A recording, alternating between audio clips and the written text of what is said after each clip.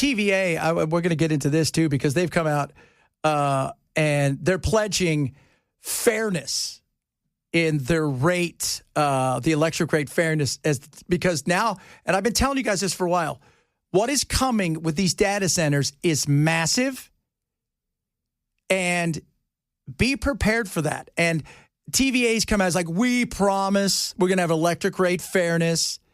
Okay, we promise that. I mean, you guys are only going to pay a little bit more.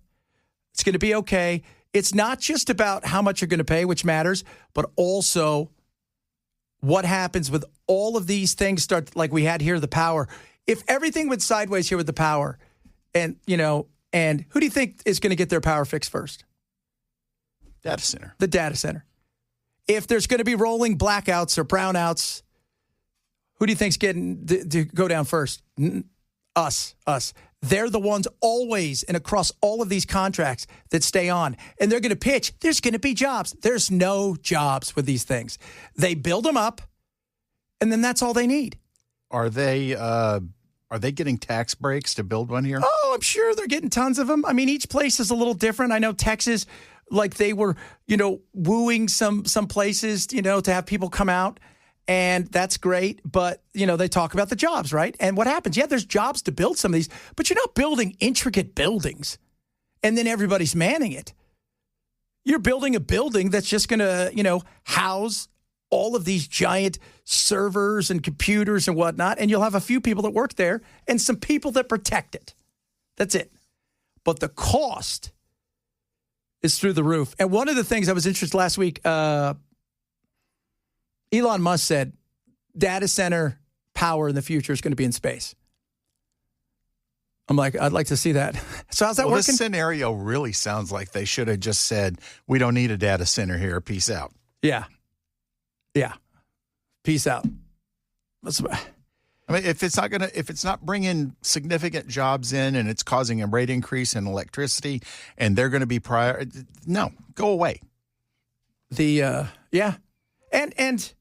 if it's going to cost us more, if it's going to take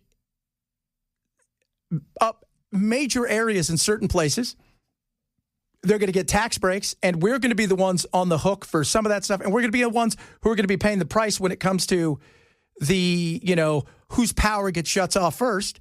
Yeah, no. But the problem is Trump and Tennessee are so conjoined, and Trump is all about AI, and I love AI too, but I also like the fact that people are paying massive prices elsewhere when they were warned, and we're ahead of this. I like the fact that we're ahead and we're able to go and say, not so fast. I want to see what your fairness looks like. I want to go look at the fine print. What exactly is going to happen if prices go through the roof, right? Is there some sort of thing where we're getting a rebate back? Because TVA has already had enough issues. Pamela Furr just texted me and said there's a bill in the General Assembly right now, HB 1847, which would make the data centers pay for their own infrastructure. Yeah. That'd be great. Again, would be. She's looking up the sponsors for me. I appreciate that. And then, what TB just said, too, the amount of water.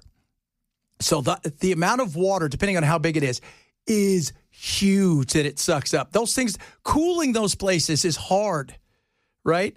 And you know this, Bell, like liquid cooling is the best, right? That's your little fan's okay, but liquid cooling for this kind of stuff is what's needed. Yeah, if you've got a gaming computer, you want liquid cooling, not the fans. So private companies can own and operate nuclear plants. I would love nuclear. Everybody's scared of nuclear. Everybody's scared that if we're going to get nuclear next, we know what we're doing. We're better at it now. The 3 Mile Island thing, let it go. I want to be the leader when it comes to data centers. That'd be great, but I don't want it to cost all of us 30, 40, 50%, 60% hikes in water and heating your home and energy prices, because that's not going to help us, right? I don't care if gas falls down to $1.50. If everything else in the house goes up by 60%, it doesn't help. Pamela says Senator Brett Taylor in the state Senate and Representative Ed Butler in the state House are sponsoring it, and they are both members of the GOP. We should get them on, have a little conversation, find out what they're doing. I mean, they're horrible for the environment. That's what TB said. They are. You know, they are horrible for the environment. They are, and we can still do it better than other places around the globe that don't care about any of this stuff. But we need to take a look, take away the environmental stuff. So if you're like, I don't care about the environment, that's fine. Do you care about how much it's going to cost to heat your home, right? To cool your home? Do you care about how much it's going to cost in the summertime when all of a sudden your bill goes up by 200%? You're like, what? Go look at Virginia. Virginia, by the way, put up a whole bunch of them. People in Virginia are like, oh, my God. Well, in Virginia also, the governor is now just starting the tax and spend cycle that is going to be huge. She is huge. Got a tax and it's going to be great. No taxing here. She is, man.